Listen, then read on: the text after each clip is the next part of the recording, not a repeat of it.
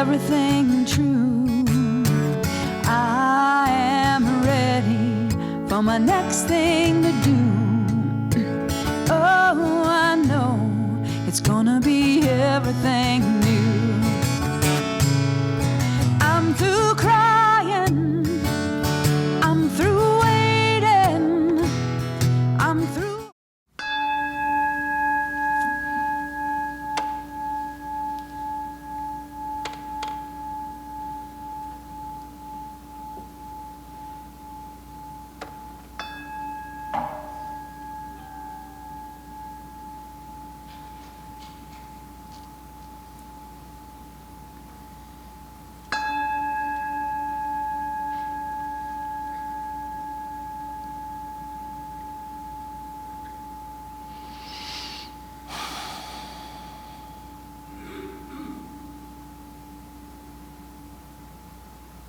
There is but one God, one life, and this is God's life right here and right now. And what I know is that this source energy, the thing I call God, is ever present. It moves, breathes, and has its being in everything that is.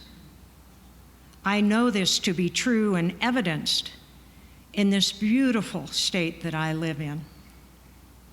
This glorious morning of a surprise 75-degree day, as leaves are falling. And as those leaves are falling from the trees, what I know is it's a letting go process. And it's fall. It's letting go of the leaves and starting anew, while we are always rooted firmly in earth. It is this spiritual belief that brings us together this day, whether we are sitting in this particular congregation face to face, joining online, able to Zoom in at a later time, whether you are celebrating in a synagogue, a church, a temple, a sweat lodge, a walk in nature, or just sitting at home with a cup of tea. This practice is what joins us together. It is the communing. It is God. And we are so well supported here at New Dawn with our volunteers and all the hands that put these services together. Whether it be the audiovisual team, the music team, my fellow practitioners, the hands who volunteer, that usher, that get everything set up on the tables. It's a group effort, and it shows and it shines in love. And this day, as my leader, my minister, Reverend Jennifer Wild, brings forth her words from her love, her experience, the truth, for all of us to see and to hear. I am truly grateful and honored to be here this day.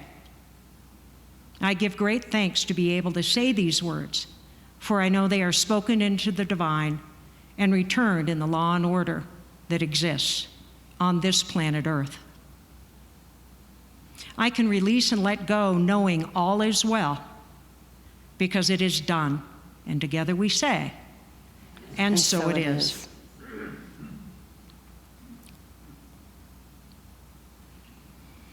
The readings selected today are really providing the view from here.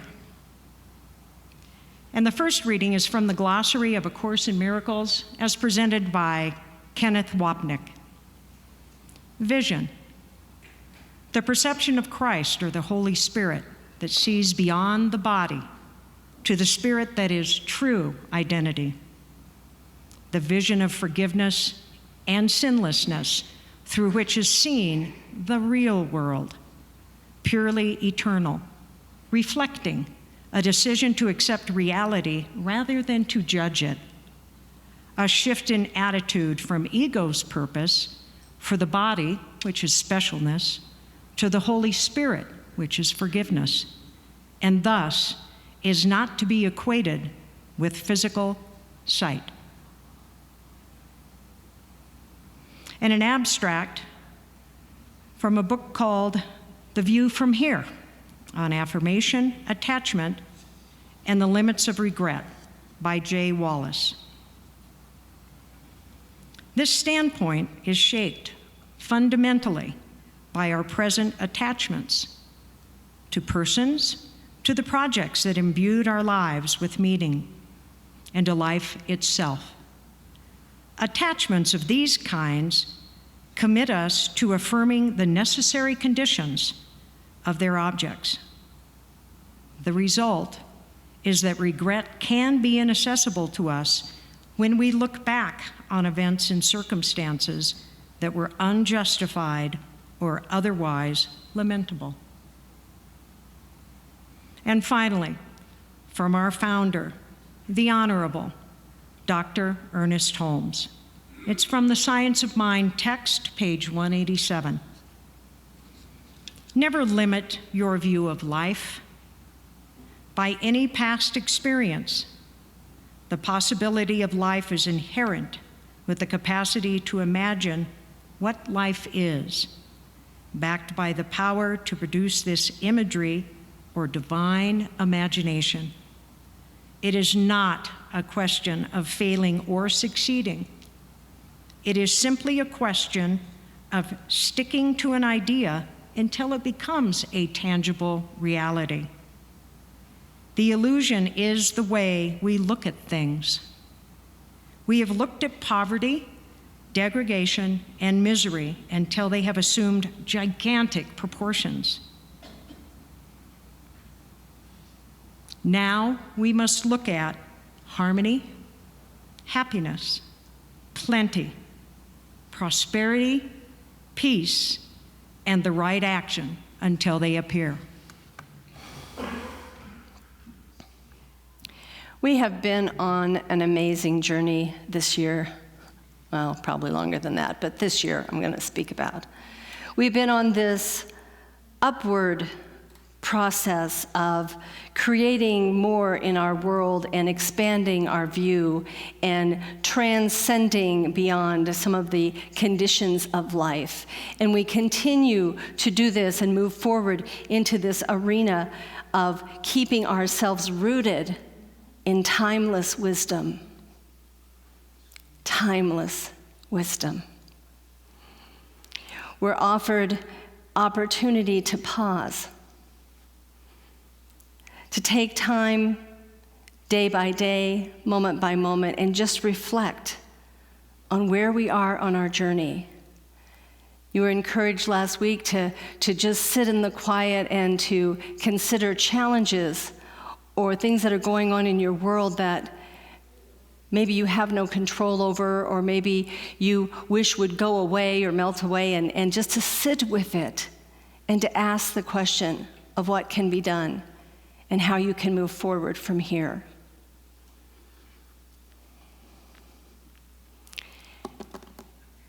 Our dear Russell, where's Russell at? There he is.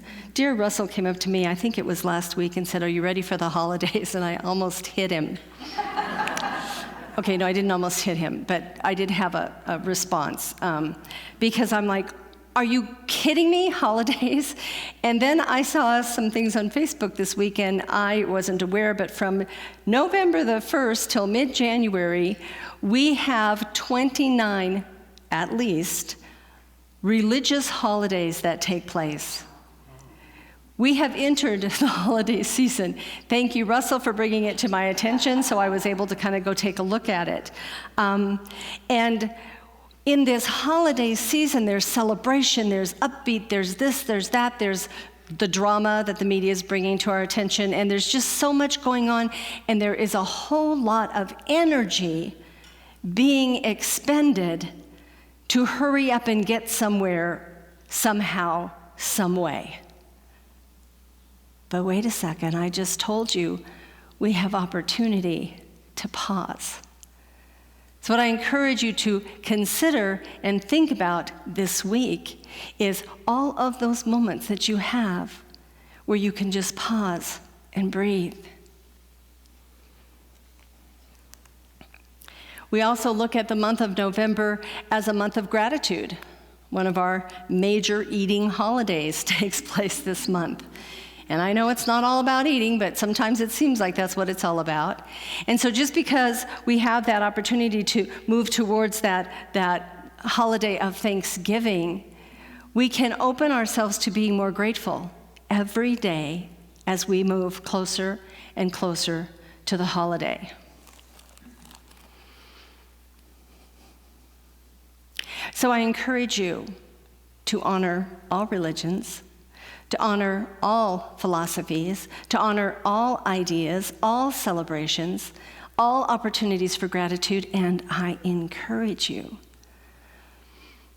to breathe. Our theme for the month is breathe in the view. Breathe in the view. Take time to be grateful. Tell people you're grateful for them. Let them know what they have done for you that gives you pause and opportunity to embrace that gratitude. It's an important part of the process. I have a quote from Eric Butterworth that says, "It is a powerful insight to live by. Always get the view from the top. Before you react in negativity to people, conditions, or things, take a moment and lift up your eyes to the hills." I talked about this last week as well. Lifting up our eyes. When we stop looking down and we start to look up, the world expands exponentially. There is so much more when we lift our eyes. Key word in that quote is before. Before you react. So today we're going to talk about the view from here. What does your world look like where you are? What is the view that you're seeing? I am in awe of the fact that there are so many beautiful, incredible leaves on the ground, and there are still so many in the trees. I can't quite get past it, and I think I do this every fall. I think, oh my gosh, this is the best autumn we've ever had in Colorado, and then the next one comes around, and I'm thinking, no, this one has to be the best one. But the beauty that surrounds us, what is your view? What is your view of the world? Because one of the things that we know is whatever you choose to believe is your reality, is your reality. If you leave your house and you know you're going to come in contact with some amazing, beautiful, wonderful, loving people, that's exactly what's going to happen. If you have to call some annoying company that you don't really care for on the phone, and you know for a fact that you're going to run into obstinance and challenge and argument, that's exactly what's going to happen. So when we talk about the view from here, it's what are you expecting to see? What are you expecting to experience? And Butterworth and many, many others say that the view from the top is where we should stand. So you're not going to get the best view if you're walking along and you're looking at your feet or the sidewalk. But when you lift your eyes up, you are. Quite a few years ago, I decided I was going to climb every 14er in Colorado. And since you've never heard me talk about this, you're probably thinking, I bet she didn't do that. But I did climb one. I climbed Mount Bierstadt. And it was big. It was a lot. It was more than I ever thought it would be. But let me tell you what it felt like to get to the top of that mountain and look out across the land and see nothing in my way, nothing blocking my view, just the beauty of the landscape. It was incredible. It was breathtaking. And so that's what we want to think about. That's what we want to talk about. Yes, the climb is challenging. Sometimes it's tough to lift up our eyes. Sometimes it's tough for us to look up because we're so focused on what's going on right here. But when we do, the rewards are amazing. They are incredible because then we can see all of God's beauty and we can see a whole different perspective to what life is. Consider a small child that is pulling themselves along the floor, and then they start to crawl. They figure it out. And then one day, they lift themselves up, and now instead of being down at head level, they're up a foot or so higher, and all of a sudden their entire view of the world has changed. And if they're anything like my children, they start to climb. Because why would I stay here when I can get up there? So consider that for yourself, what it's like to have that view.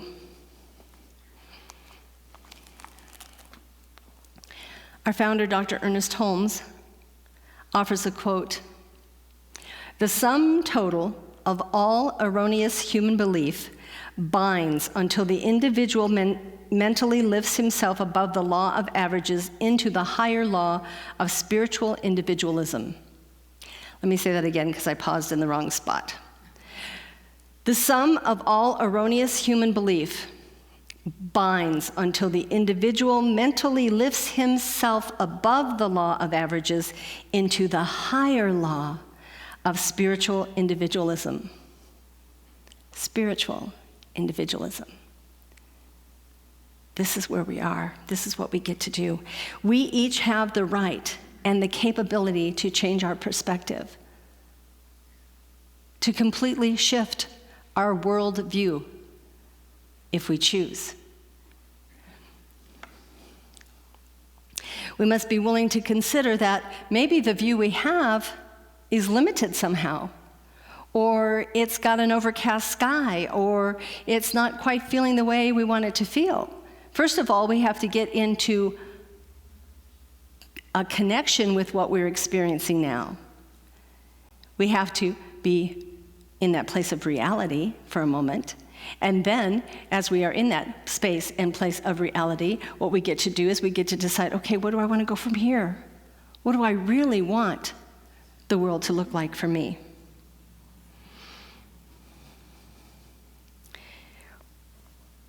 We are creating our own reality. We know this. We know this so well. Every thought that pops into your head is creating your reality. Your days, which you may be grateful for this, are not like mine. Your experience isn't the same as mine. Our experiences aren't the same as each other's. Our lives are very different. But we can choose what we want to focus on. We can choose the view. We can change the channel. We can climb or drive to the top of the mountain. So as we look more at this theme this month of breathe in the view, this goes hand in hand with the concept of pausing, of taking time, of allowing ourselves the space to connect, to contemplate, to consider, to reconsider, to respond after we've grounded ourselves instead of reacting to whatever is showing up in our world. I have just finished reading a book by Mark Nestor, and the name of the book is Breath. Incredible book. Wonderful, wonderfully written. I love the way he wrote it. I love the research and all of the acknowledgments he puts into this book of all of the people for hundreds of years who have been looking at how we breathe. Now think about this for a second.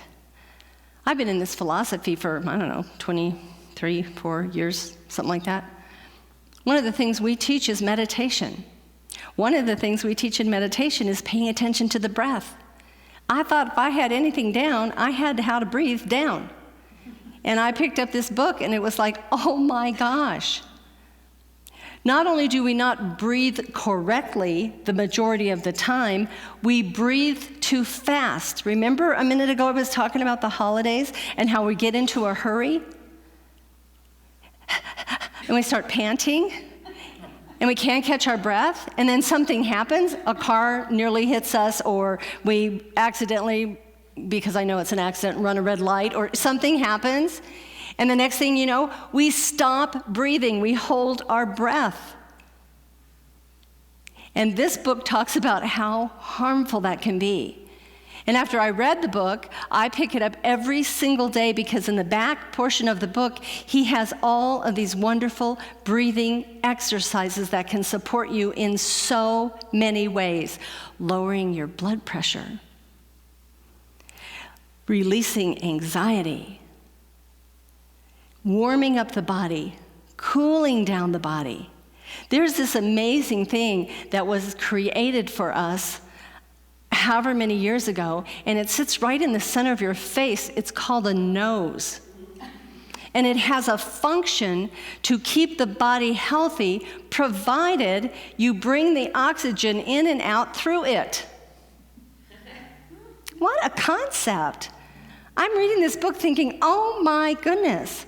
I remember being a very, very, very, very small child and having a stuffy nose one day and telling my mom that I couldn't breathe through my nose, and she said, oh, don't worry about it, just breathe through your mouth, it's the same. No, it's not. No, it's not. But the point I want to make here is more about slowing it down. The average human being breathes too many inhales and exhales per minute. Too many. For hundreds of years, they've done the science and the research to give people the insight on how to change this, and they get about to the point where they're about ready to launch some wonderful knowledge-based thing to all of the world, and then somebody shuts it down and goes, nah, I don't think that makes any sense. I recommend the book, Breath, by Mark Nestor. And if you don't get the book, slow down. Breathe slowly. Take time to pause. Ralph Waldo Emerson said this: prayer is the contemplation of the facts of life from the highest point of view. Prayer will help you lift your eyes up. Prayer will support you in changing your perspective. Prayer. And we teach a way that you can do what we call spiritual mind treatment, and we have these 5 steps, and we take you into classes, and we teach you how to do this. And let me just explain something to you. It's beautiful, it's wonderful, and it works. It's scientifically proven. And yet, God doesn't care. Because what we are doing when we go into prayer is we are adjusting our mindset, we are adjusting our belief system, we are opening up to the idea of a spiritual presence guiding us. That's what we're doing. That's what prayer is about. And if you're struggling, reach out to someone to support you in prayer. Reach out to a practitioner. Call a practitioner. They will pray with you on the phone. Let me know you need support. I will pray with you immediately. One of the things we learn to do when we start through the classes in this philosophy and become practitioners, and then, for me, later minister, is we know how to pray. Prayer. We are on a continuous upward spiral in the world today. The soul is continuing to evolve and to grow and to seek new perspectives. The higher we lift our consciousness, the clearer we can see the truth of the situation before us. We've been there, right? Got stuck in a problem, something just blows up in your face and you can't get past it until you walk in the other room. Or you go get in the car and go somewhere, or you have to go run an errand and you try to forget about it for a while, and then all the answers start to unfold and the perspective changes. Yeah, we know how that works. If you feel tossed about, if you feel impacted by everything that's going on in the world, if you feel dismay because of your worldview, then I encourage you to shift, to change your perspective. Seek support if that's what's necessary. I have a quote from Anonymous that says, "Somewhere on your journey, don't forget to turn around and enjoy the view." Sometimes we're walking and we're so single-focused that we forget what's going on behind us. Last Saturday evening, I was able to perform a wedding ceremony. I was on the terrace of the Denver Museum of Nature and Science. and behind me was the west, and the audience and the bride and the groom were in front of me. And we started the ceremony at sunset. And so their eyes are lighting up and they're oohing and on, and it wasn't because of anything I was saying, because they had a view behind my head that was phenomenal. And I didn't get to see it till I got to look at some of the pictures later. Sometimes we get going the same direction and plugging along, and we get so down on ourselves that we forget that maybe if I just look over here for a second, I'll see it differently. That's one of the options you have this week, is to try that out. Change your view. Proust said, "The real voyage of discovery consists not in seeking new landscapes, but in having new eyes." That's your call to action this week. What if I saw it differently? What if the way I'm seeing it isn't the truth, isn't the reality? What if I chose to look at it differently? What would that do for me? How would that help me? How would that support me? So I just encourage you. Take a breath. Raise your eyes up. Look in another direction. Seek support if that's what you need. And allow yourself to breathe in the view and to see it all better, greater, differently than maybe you ever did before. Please pray with me. Practitioners, please stand.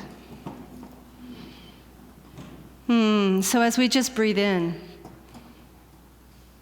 this moment and allow ourselves to be here now,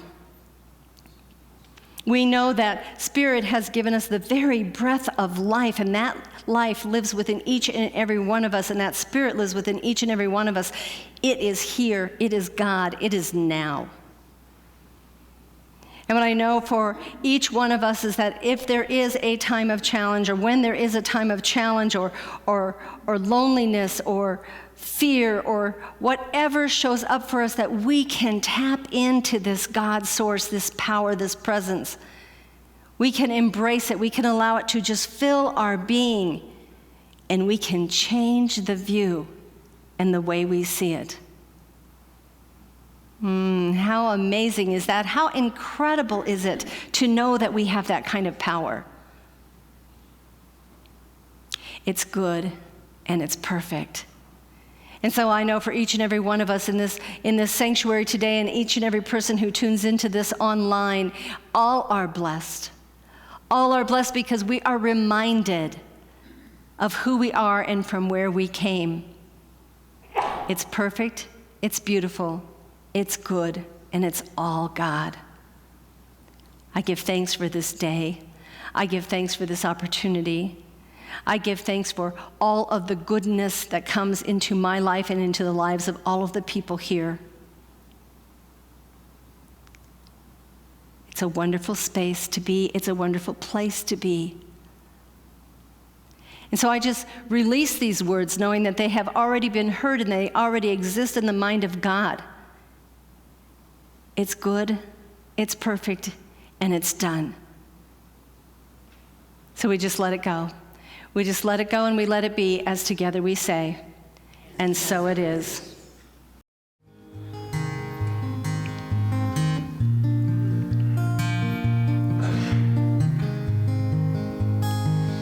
I invite you to close your eyes and join me in this meditation and just let it feel good. I breathe in and know. I breathe out and let go. Here in my heart, that's the right place to start. Hello. I'm Reverend Jen Wild, Senior Minister for New Dawn Center for Spiritual Living. New Dawn Center is a global community. And we welcome all people, all paths, all ways of thinking, all philosophies. So know that you are welcome here. And thank you for joining our online community.